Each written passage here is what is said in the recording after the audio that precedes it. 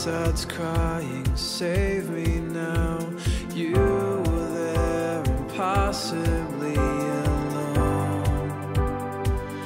Do you feel cold and lost in desperation?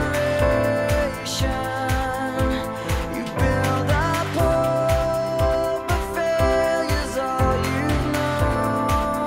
Salve, corredores! Está começando para você que assiste pela web, pela TVR Sorocaba e por mais todas as outras plataformas de comunicação que englobam o programa Fôlego. Mais um programa Fôlego, meu amigo. Eu estou em Jerusalém. Cara, tem sido uma experiência surreal estar em Israel, a convite do Ministério do Turismo, mas principalmente, cara, entender um pouco mais sobre o umbigo do planeta, cara. Jerusalém é a cidade mais importante, com mais relevância histórica do mundo, bicho. E a maratona dela não tem como não remeter, cara, aos aspectos históricos que mudaram a humanidade. Se você curte o conteúdo histórico que normalmente a gente coloca aqui no programa Fôlego, a maratona de hoje é imperdível, velho. Você assistiu a primeira parte na semana passada, a da cobertura que a gente tá fazendo aqui lá em Tel Aviv, e hoje você vai acompanhar tudo que Jerusalém tem para oferecer em termos de conteúdo histórico e os 42 quilômetros que se disputa nessa cidade. Não saia daí, está começando mais um programa Fôlego.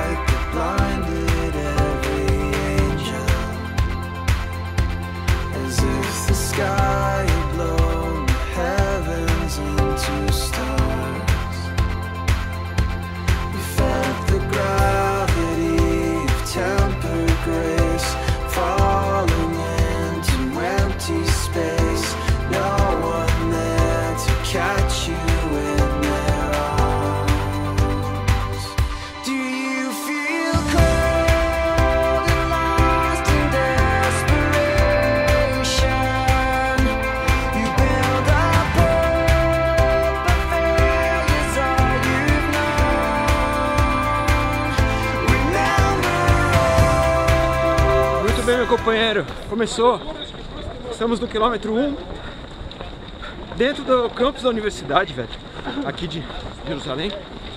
A gente tá mais ou menos... Caramba, não acredito, bicho! Tem 35 mil pessoas aqui contra o Jundiaense amiga, cara, no meio da prova. Muito bem, meu companheiro, estamos aqui já no quilômetro 2. Dentro do campus da universidade aqui de Jerusalém. Está aqui ao meu lado direito, esses prédios modernos. A gente está muito perto do Museu de Israel, que não é só um museu, ele é o 10º maior museu do mundo. E, cara, abriga uma das descobertas mais relevantes da história do século XX, que são os manuscritos do Mar Morto. Se você nunca ouviu falar, vou deixar o link aqui embaixo para você entender um pouco mais sobre os manuscritos do Mar Morto. São a descoberta mais relevante da história recente. E, cara, é demais, eles ficam numa sala toda refrigerada, preservados, porque é super frágil, cara. Legal demais. Nesse mesmo museu tem uma maquete da cidade antiga de Jerusalém na época de Jesus Cristo, cara, do século I. E é muito, muito bacana. Bom, eu tô fazendo uma média aí de 6 minutos por quilômetro. Enquanto nos aproximamos do centro eu já vejo o meu hotel. Te prepara aí que daqui a pouco vem muita história aqui. Valeu? Bora!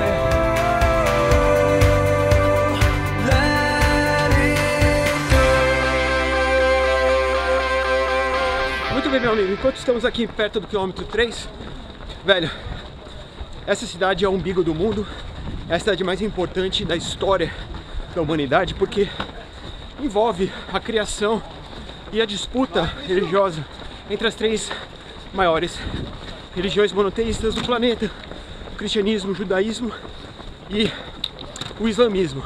Eu vou falar separadamente de cada uma delas para vocês e vou mostrar os pontos mais emblemáticos de cada uma delas também lá dentro da Cidade Velha. Vou aproveitar esse tour por Jerusalém e te contar um pouco sobre a história da cidade, mas também sobre a história do Estado de Israel. que é um estado relativamente jovem, tem 70 anos da sua formação em 1948. E mesmo com tanta juventude, já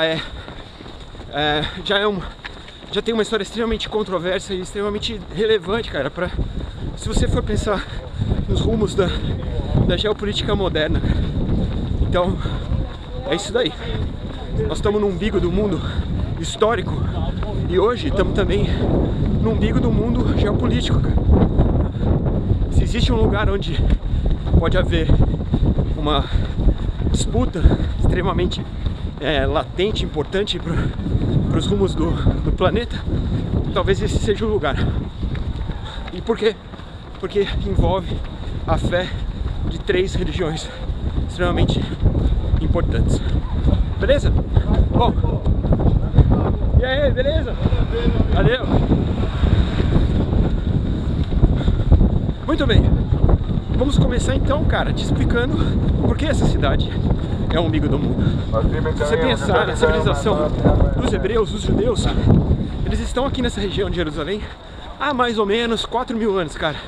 A época que você tem registro mais antigo é a época do rei Davi e do seu filho Salomão, que construiu aqui no século X a.C., ou seja, há mais ou menos 3.500 anos, o primeiro templo de Salomão. Velho, o templo de Salomão, além de ser um agregador em torno da religião, era também uma estrutura que proporcionou a criação da cidade, da estrutura da modernização da cidade como um centro urbano. A gente pensa então na civilização no reino de Judá a partir do século X, né, do rei Davi e seu filho Salomão. Bom, os judeus, cara, tem uma história que é marcada por disputas e por capitulações, cara, de sua capital, Jerusalém. E se transformaram por várias vezes em escravos e foram proibidos de ter acesso à sua terra natal diversas vezes. Isso começa no ano de 586 a.C., quando Nabucodonosor invade a região e toma conta com a Babilônia, destruindo pela primeira vez o Templo de Salomão, cara. Essa primeira destruição do Templo de Salomão, tudo isso que eu tô te falando, é narrado no Velho Testamento, cara. O Velho Testamento é como um grande livro de história para os judeus, é a Torá, mas que registrou fielmente os acontecimentos desde o século X a.C. até o século I, com o advento do cristianismo. Tudo que a história nos conta está relatado pelo Velho Testamento.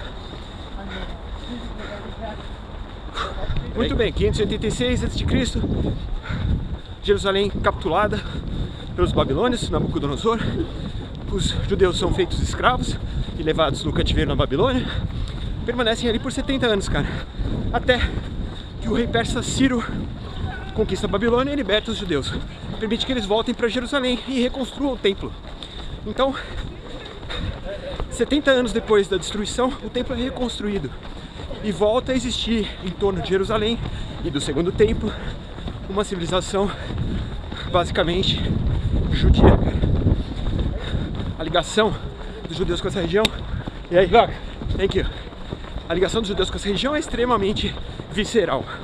E apesar de Jerusalém ter sido conquistada por diversos povos no tempo de sua história, os judeus sempre tiveram aqui uma posição de protagonista, cara. Essa é a terra dos judeus. É aqui em Jerusalém que o Velho Testamento conecta o povo judeu com a sua terra. E é por isso que eles voltaram para cá, para estabelecer o seu estado. Coisa que a gente já vai falar já já.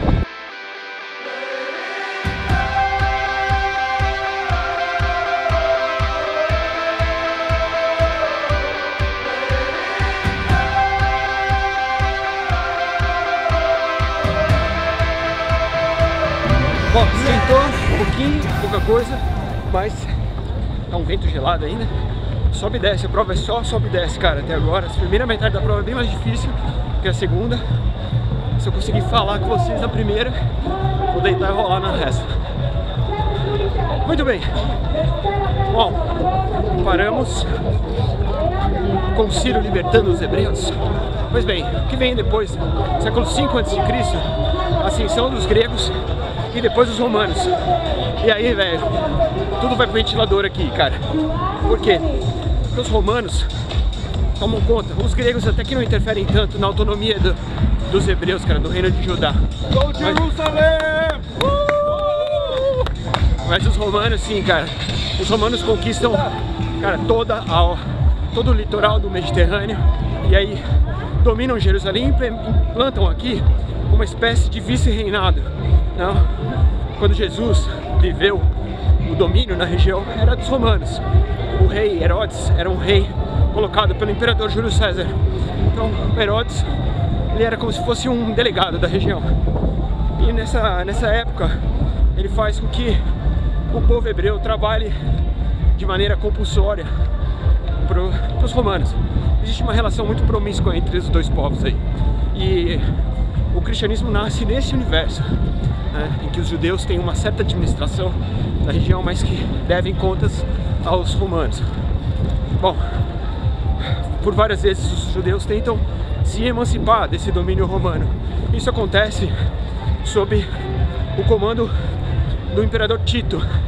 Explode uma revolução aqui e os hebreus são dominados e toda a cidade de Jerusalém, todas as estruturas judias são destruídas, inclusive o segundo templo de Salomão, que na ocasião já funcionava de maneira profana para os judeus, porque o segundo templo de Salomão era onde o Herodes fazia a coleta de impostos. Então ele deixava de ter uma importância religiosa e tinha mais uma importância funcional para a estrutura da cidade. Então, para o judeu, o importante é o primeiro templo de Salomão, certo? Guarda isso aí na sua cabeça. E aí, meu amigo, os romanos vêm aqui e passam o rodo. E aí, velho, os judeus são proibidos de entrar em Jerusalém, são expulsos daqui. E existe o começo de um antissemitismo muito forte com os romanos, cara. Que nessa época eram politeístas, mas logo, depois de Constantino, se transformariam em cristãos. Constantino é o primeiro imperador romano a transformar o cristianismo na religião oficial do Estado. E existia uma rivalidade muito forte com o judeu, um antissemitismo muito forte. E aí, velho, o primeiro embate religioso acontece entre cristãos e judeus. Os romanos tomariam conta de Jerusalém até mais ou menos o século VI. E aí, meu amigo, depois do século VI, da invasão bizantina, quem tomaria conta de Jerusalém seriam os árabes. Aí, meu amigo, é a pólvora, o grão de pólvora que faltava para esse barril explodir. Se liga!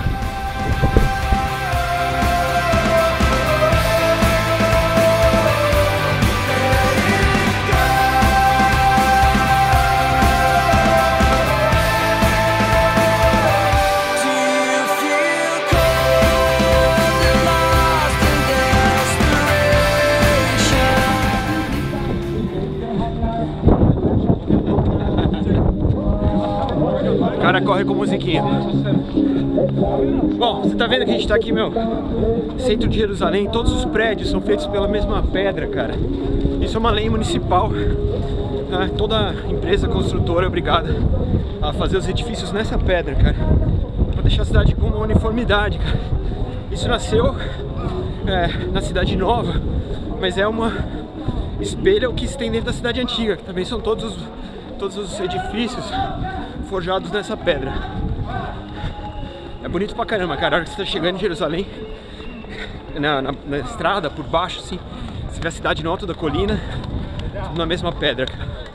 É incrível. Muito bem. Paramos no século VI. Os muçulmanos então tomam conta, os árabes tomam conta de Jerusalém. E aí, velho, na época das cruzadas, se você assistiu o filme Cruzada, você sabe que existe uma alternância de poder muito forte entre os árabes e os reis católicos cruzados. Então tem época que é árabe, tem época que é cristão. o nascimento dos templários é dessa época, século X, século XI, 1200, 1100, 1200, até que Jerusalém cai na mão dos turcos, cara, em 1517. E aí permanece aqui na mão dos turcos por 400 anos. Esse cara tá me enchendo o saco, né? Deixar ele passar. Precisa gritar assim, mano. Bom, os turcos então dominam de 1517 até 1917, cara. É uma dominação turca, é uma dominação muçulmana. Os turcos meio que profanam os templos religiosos judeus. E, cara, nessa época existe a formação do que hoje a gente entende como Palestina, cara. Que é essa população que se instalou aqui nessa época do Império Turco Otomano, que são árabes, muçulmanos e que é a origem do povo palestino, cara. Bom, no final do século XIX acontece um lance muito importante para definir o Estado de Israel, que é o nascimento do movimento sionista. O movimento sionista era um movimento de renascimento da unidade judaica, cara. O antissemitismo que existia na Europa, em vários países do leste europeu principalmente, fez com que muitos judeus se unissem contra esse antissemitismo, que intensificassem a discussão de retornar à cidade natal, ao local de origem do povo hebreu, que é aqui, Jerusalém. O sionismo foi um movimento muito forte, cara, de unidade do povo judeu, e que a partir de 1880 começou a trazer de volta os judeus para Jerusalém. O que eles chamam de Aliyah, que era um movimento migratório de judeus de volta para Jerusalém. Começou em 1880 e nas primeiras 2 décadas do século XX fez com que, mais de 100 mil judeus migrassem aqui para Jerusalém e convivessem razoavelmente em paz com os árabes que aqui viviam. No fim do domínio otomano, instaurou-se aqui um protetorado inglês. Esse protetorado permaneceu de 1917 até 1947. Foram 30 anos em que os ingleses tentaram meio que mediar a situação e tentar devolver ao povo judeu a sua terra sem interferir no direito de propriedade dos palestinos que viviam aqui. Foi uma bela tentativa, mas na realidade funcionou assim tão bem, cara. Em 1920 aconteceram os primeiros protestos palestinos contra a intervenção britânica, e aí o povo judeu também se mobilizou contra esses protestantes. E aí os primeiros conflitos entre palestinos e israelenses tomam lugar aí na década de 20, 1920, 22. A gente começa a ver um conflito que se tornaria muito comum no decorrer do século. We were standing in the wake of devastation, when you were waiting on the edge of the unknown, and with the cataclysm. Bom, tô passando em frente ao meu hotel agora, e esse aqui, Leonardo Plaza. É um hotel bacana pra caramba, mesmo, moderno. E você vê que mesmo assim, super moderno, ele é feito com a mesma pedra, que é a pedra característica de Jerusalém. Bom, agora a gente vai descer mais ou menos uns 500 metros e vamos entrar na Ben Yehuda, que é a rua mais popular aqui de Jerusalém. É a rua do comércio, uma rua pietonal, uma rua de pedestre. E é bem bacana, cara. Uma vida noturna assim super agitada, restaurantes. Vocês vão ver. Espero ver gente lá, cara, porque até agora muito pouca gente na rua pra animar os corredores, etc. Bora!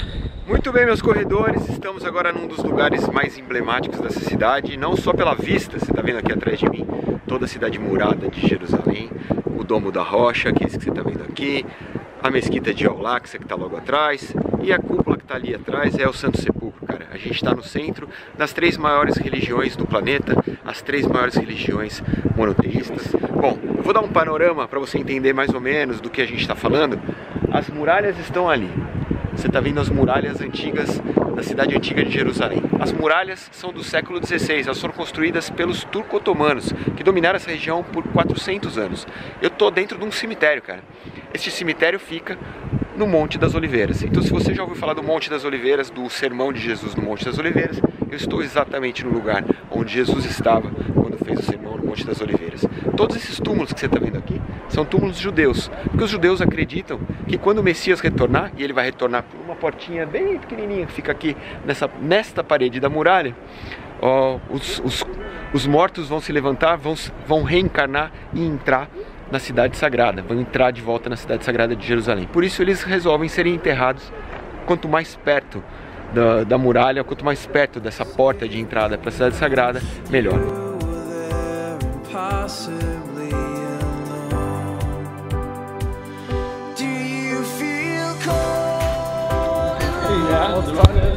Ok, esse é o Joseph.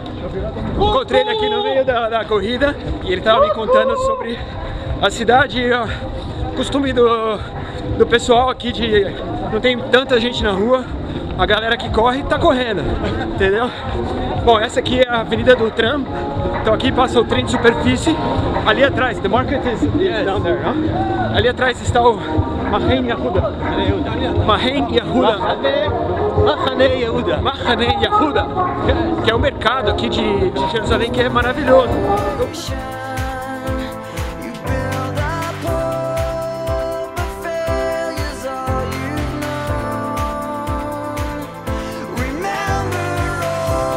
Muito bem, meu amigo. Quilômetro 11, o Joseph. Deixei ele passar, ele tá voltando para achar os amigos dele. Cara, a gente tá se aproximando dos muros da cidade antiga. Cara, é a cena mais impactante dessa maratona. É você enxergar o que um dia foi o centro dessa cidade.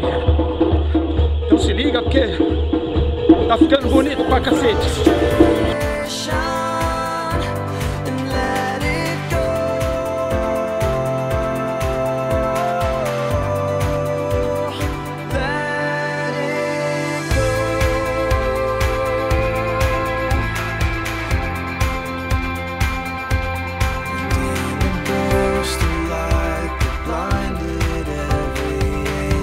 Meu amigo, enquanto você olha para os muros da cidade antiga de Jerusalém, eu vou te contar o capítulo final dessa história. Vocês me perdoem, porque hoje tem muita história, cara. Afinal de contas, esse lugar é um lugar que engloba muitas histórias, cara. Talvez o principal lugar em termos da história humana em Jerusalém. Bom, a gente parou no protetorado inglês, cara. Em 1947, depois da Segunda Guerra Mundial, e muito influenciado pelo Holocausto, que exterminou mais de 6 milhões de judeus, as Nações Unidas permitem a formação de um Estado de Israel.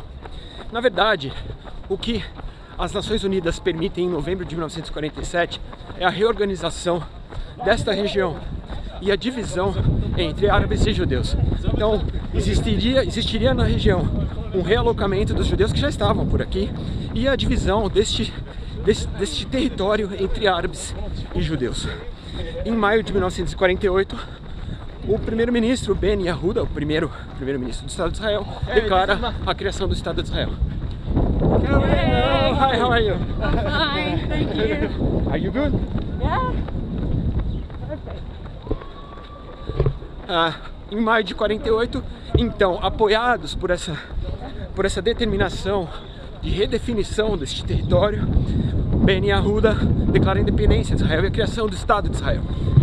No dia seguinte à independência de Israel, as nações árabes, Egito, Jordânia e Síria e o Iraque também invadem o território israelense e tomam a Cisjordânia, a faixa de Gaza e grande parte de Jerusalém, a parte oriental, onde fica a cidade antiga. Muito bem, o que se vê então a partir de 1948 é a existência do Estado de Israel. Finalmente, os judeus tinham um Estado para chamar de seu, um lugar onde originalmente eles haviam se formado como nação. Mas seu Estado era dividido com os árabes. Hoje existem 8 milhões de de pessoas vivendo em Israel. Destas, 1,7 milhões são árabes, muçulmanos, que dividem o território com os judeus. Essa combinação é explosiva. Em 1948, nessa avenida que a gente está passando, era exatamente o ponto de divisão, onde de um lado ficava a comunidade judia e do outro lado, englobando a cidade antiga, ficavam as comunidades árabes. Isso permaneceria assim durante mais ou menos 20 anos. E cara, pensa bem, você é judeu, você está do lado de lá e não pode chegar até as ruínas do Templo de Salomão, não pode chegar perto do seu lugar mais sagrado de oração, não pode chegar na cidade de Davi, o pai da sua nação. Então era uma situação que obviamente não duraria muito. Tudo mudaria em 1967, na Guerra dos 6 Dias. Mas isso eu vou te contar quando eu chegar lá na colina da munição. Valeu?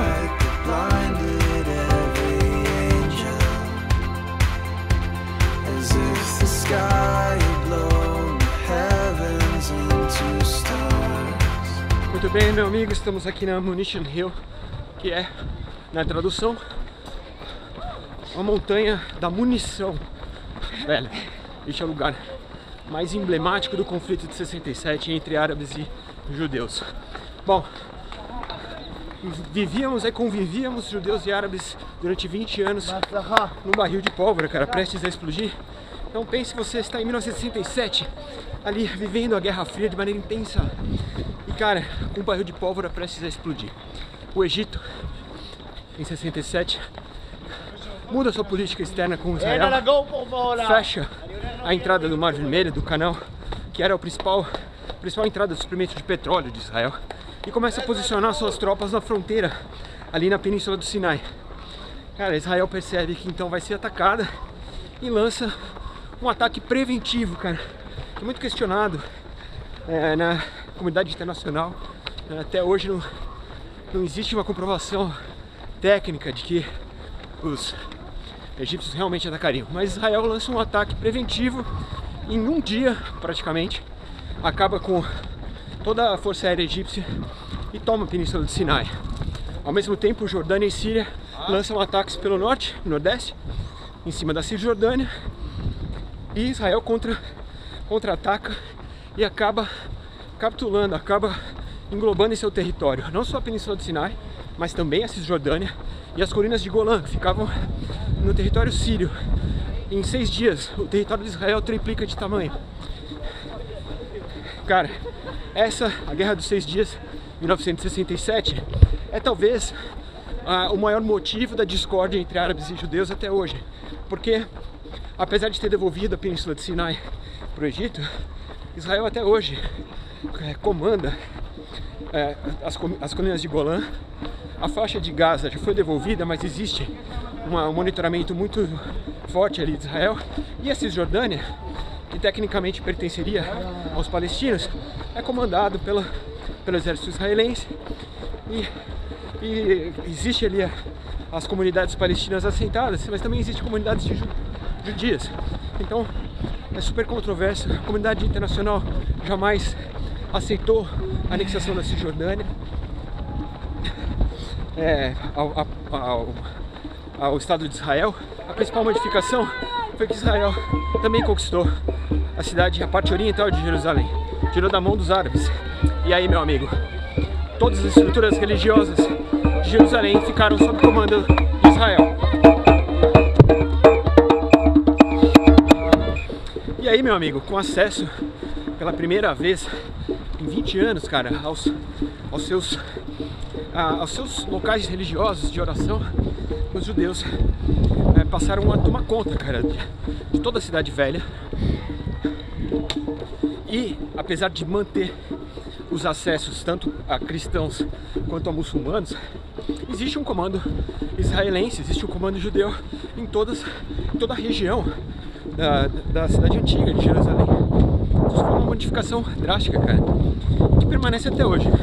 Então a polícia israelense toma conta da cidade de Jerusalém, tanto a parte nova quanto a parte antiga, e permite acesso a cristãos e muçulmanos aos seus lugares de oração.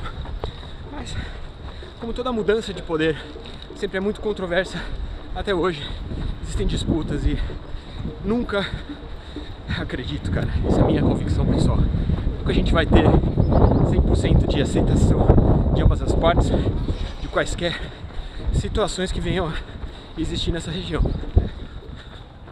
Para você entender, a Guerra dos 6 Dias, de 1967, de um lado os judeus e de outro lado as nações árabes, os Estados Unidos se envolvem apoiando Israel de uma maneira muito clara. E a União Soviética, em contrapartida, se alia aos países árabes.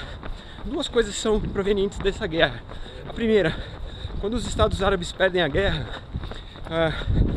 começa aí o nascimento dos grupos extremistas, porque o Estado em si, que eram modelos ocidentais de governo, falham na guerra e perdem a guerra. Então a população se revolta e começa a apoiar grupos extremistas, como o Hamas, como o Hezbollah, que são grupos que acabam partindo para o lado extremo do terrorismo, etc. A segunda coisa é tanto a aproximação dos Estados Unidos de Israel, quanto a aproximação russa dos países árabes, define o futuro das próximas décadas. Quando você vê os Estados Unidos enfrentando muitos problemas com as nações árabes, que culminariam na Guerra do Golfo e depois na Guerra do Afeganistão, e por outro lado, a União Soviética financiando muitos países árabes, principalmente Afeganistão e depois Irã. Então, o conflito de 67 definiria o futuro bélico do mundo no século XX, cara. É um ponto super importante da nossa história. Beleza? Bom, estou aqui no quilômetro número 17, bem cansado já, com uma dor no posterior da coxa aqui. Ainda falta coisa pra caramba. Vamos lá, muita subida, velho. Você exige demais do corpo, cara. Meu corpo tá pedindo arrego. Já faz uns 3 quilômetros e tem muita coisa pra vir ainda. Beleza? Finalizo aqui o meu telecurso 2º grau. Vamos seguir essa maratona, cara, que eu tô vendo que vai ser muito pica, velho. Muita subida, dura pra cacete.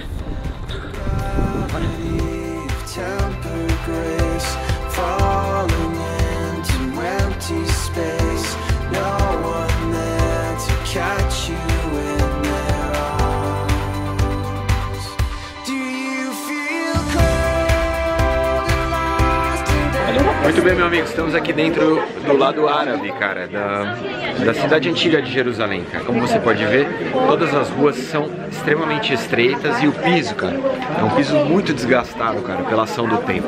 Por aqui, milhares de peregrinos passam diariamente, cruzam o lado árabe rumo aos 3 pontos de peregrinação religiosa de Jerusalém: o Muro das Lamentações para os judeus, a Mesquita de Al-Aqsa e o Domo da Rocha para os muçulmanos e a Igreja do Santo Sepulcro para os cristãos. A gente está indo conhecer a Igreja do Santo Sepulcro, vou te falar um pouco mais sobre ela lá e vou fazer a Via Dolorosa, que é um lugar de extrema peregrinação de cristãos e é super latente, cara. Você consegue perceber de maneira muito clara a fé das pessoas e é super emocionante. Vamos lá.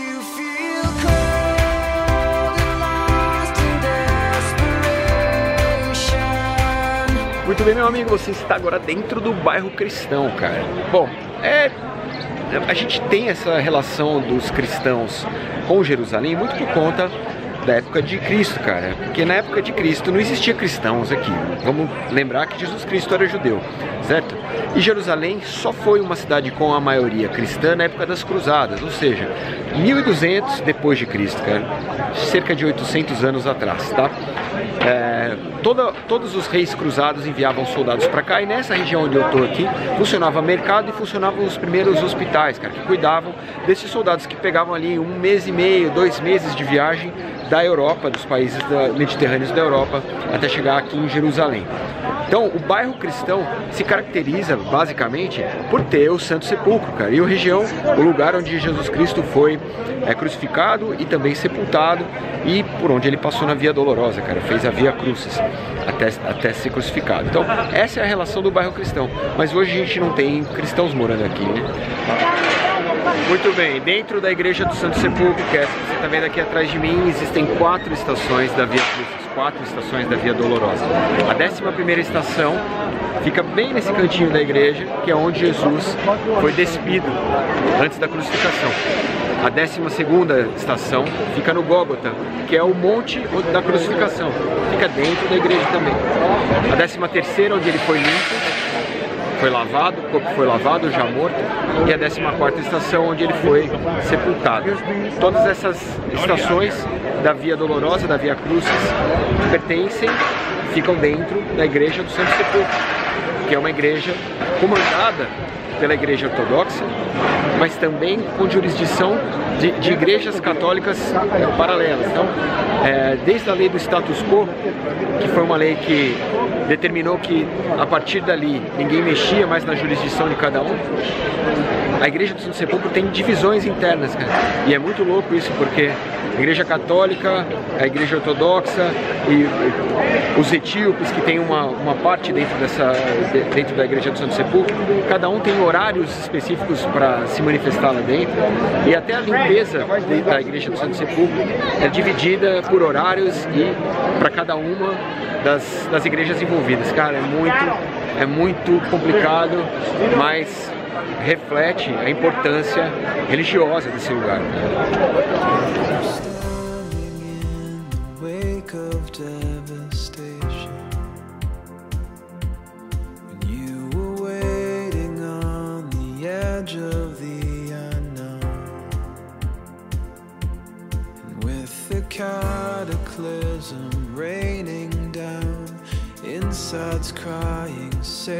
Cara, tá uma loucura isso aqui.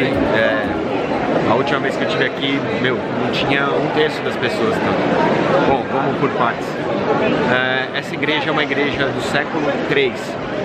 Ela foi construída a mando de Constantino, que foi o primeiro imperador romano a transformar o cristianismo na religião oficial do Estado romano. Ele fez muito dessa atitude de transformar o cristianismo na religião do Estado. Foi uma atitude política, mas também foi uma atitude afetiva. A sua mãe, Helena, era cristã, e ela foi uma influência muito forte na vida de Constantino. Foi Santa Helena, foi a Helena, mãe de Constantino, que foi enviada para cá para construir essa igreja. Ela escolheu o lugar porque ela encontrou o Santo Sepulcro, o lugar onde Jesus Cristo teria sido sepultado. E a alguns metros para trás existe uma escadaria que te leva a um porão, né, dessa igreja, que seria o local onde Santa Helena teria encontrado a cruz onde Jesus foi crucificado. Então é um lugar com muito fator histórico, além de relevante pra caramba do ponto de vista, né, do cristianismo, com uma relevância histórica também, muito importante. Beleza? Mas tá foda gravar aqui, cara. Muita gente, muita gente.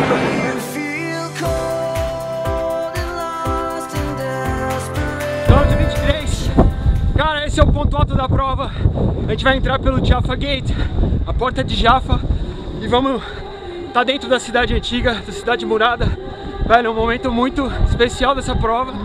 Cara, romper as muralhas de Jerusalém foi algo que viveu no imaginário de muitas nações, cara, e muitos povos durante a história. Tô fazendo isso correndo, velho, muito louco. Oficialmente dentro da cidade antiga de Jerusalém, entrando pela Torre de Davi, a porta de Jaffa, direto no bairro árabe. Louco demais, louco demais.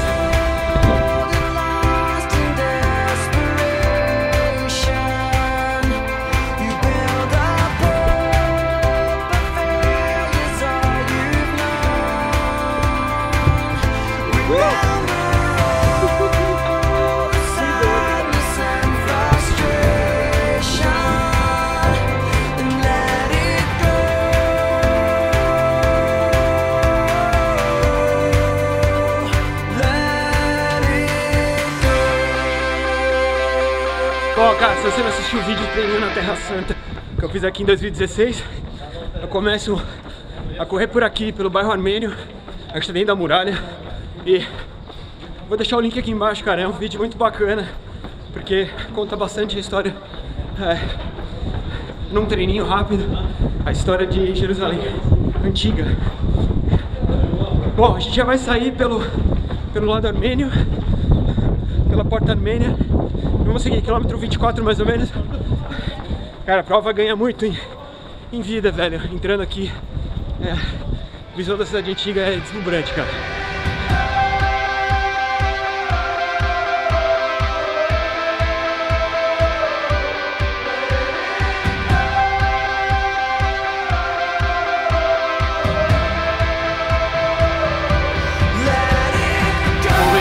Que momento sensacional, histórico, cara, memorável pra mim, marcante. Saí da cidade antiga pelo Zion Gate, o portão de Zion. Já vejo o Monte das Oliveiras ali atrás, ao fundo. Cara, surreal correr aqui, cara. É muita história, velho, muita história, muita informação de fé, é muita informação humana, velho. É um troço assim, é surreal. É uma energia também demais. Vamos lá. Muito bem, meu amigo, você está aqui dentro do Jardim das Oliveiras de Getsemane, cara, é um dos lugares mais importantes, se você é cristão principalmente, porque foi aqui que Jesus Cristo passou a sua última noite e foi aqui que ele foi preso também. Então, se você já leu a Bíblia, sabe da história, conhece um pouco da história, se você leu a Bíblia, você sabe que ele passou a noite deitado numa rocha e aqui ele teria suado sangue, cara. E as oliveiras que você está vendo aqui atrás, cara, elas são oliveiras muito antigas. Não existe comprovação nenhuma de que elas têm a idade de 2000 anos. Então são as oliveiras que estavam aqui quando Jesus Cristo está aqui. Mas o que existe, cara, são troncos mortos, algumas têm troncos mortos e novos ramos de oliveira nascendo desses troncos mortos. Então é óbvio que com qualquer tipo de estudo de DNA a gente conseguiria dizer qual que é a idade das oliveiras que estão aqui, mas religiosamente vale a pena deixar no ar, entendeu? Bom, alguns papas já visitam, todos eles visitam esse lugar porque é um lugar sagrado para a Igreja Católica. Eu sei que tem uma oliveira plantada pelo Papa Francisco ali atrás. E, velho, existe uma conotação simbólica muito importante, porque aqui Jesus orou, foi aqui que Jesus pressentiu que ele teria que morrer por nós, entendeu? Muito bem, Monte das Oliveiras, Jardins de Getsemane, a gente está muito, mas muito perto do Golden Gate, que é aquela portinha que fica na entrada do muro, que tecnicamente seria por onde o Messias voltaria. É assim creem os judeus, e também por onde Jesus vai voltar no seu retorno. Cara, a conotação religiosa é super latente nesse lugar, e é onde a religião encontra história também. Isso é muito bacana. Tem muita gente que vem pra cá e esquece do fator histórico, se concentra na religião. O que também é muito legal, porque a religião é um sinônimo da fé das pessoas. Mas a conotação histórica é muito, mas muito importante, cara. E fazer o link dessas duas coisas aqui é, primordial, para você entender o que rolou aqui. Seja na época de Cristo, seja antes. Beleza?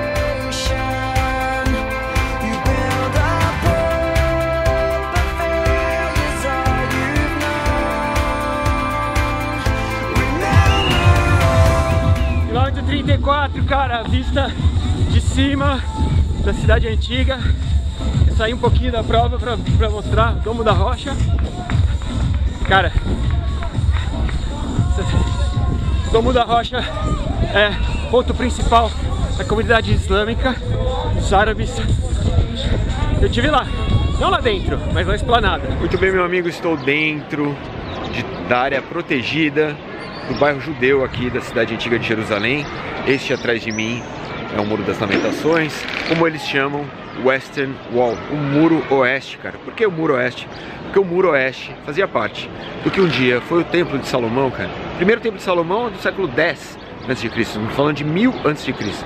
Foi destruído pelos babilônios, 586, e depois reconstruído, cara, pelos judeus no século V. Duraria mais 400 e poucos anos até ser destruído no período romano, cara. Bom, esta estrutura é a única estrutura que resta do segundo Templo de Salomão. O Templo de Salomão servia para abrigar a rocha, cara, o Monte da Rocha, fica aqui dentro. A rocha era o lugar mais sagrado para o judeu, porque na rocha Abraão oferece seu filho Isaac, é o sacrifício para Deus, e Deus testa a fé de Abraão e poupa seu filho. Por conta disso, este episódio bíblico, cara, simboliza o lugar mais sagrado da fé judia, mas também da fé islâmica, porque os muçulmanos também acreditam neste capítulo bíblico, cara. Por conta disso, as duas religiões são religiões abraâmicas. O cristianismo também, são 3 religiões abraâmicas. Muito bem, o templo foi destruído, a rocha que permanece lá dentro é o lugar mais sagrado para os judeus. No entanto, lá dentro, toda a esplanada interna do que um dia foi o Templo de Salomão pertence hoje aos árabes, cara. E a rocha, ela está escondida dentro de um templo muçulmano. Por conta disso, os judeus não podem chegar até a rocha. O local mais perto, mais próximo que eles chegam da rocha, onde Abraão ofereceu seu filho para Deus, é o Muro das Lamentações. O Muro das Lamentações se chama Muro das Lamentações porque se lamenta um dia a destruição do Templo de Salomão, e não por conta do movimento de oração que a gente vê os judeus executarem, que parece um movimento de lamentação. E outra coisa que já ouvi muita gente falar, que os judeus lamentariam o fato de não poder chegar até o Templo da Rocha. Não, não é isso. O Muro das Lamentações o nome se deve à lamentação pela destruição do templo, que é o local de oração, era o local mais importante de oração do judeu. Cara, esse lugar é um lugar com uma energia extremamente forte, é um lugar de peregrinação dos hebreus, é um lugar muito bonito, cara, de você entender a fé humana, velho. É super impactante. Gostou? Muro das Lamentações, pra você que assiste o programa Fogo.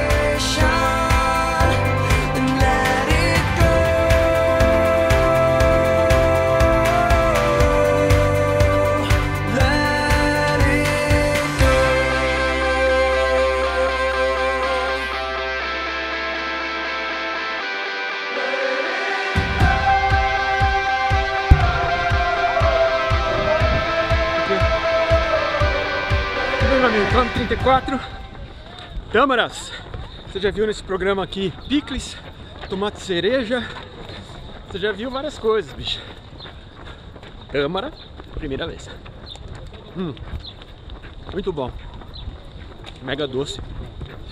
Carbo. Você sabe que, meu, tô atrás já de outro tipo de carbo. Mais 8 km. Gente ativa, beer mode total pro resto do dia. Então bora. Sem deixar cair, velho. Tá acabando.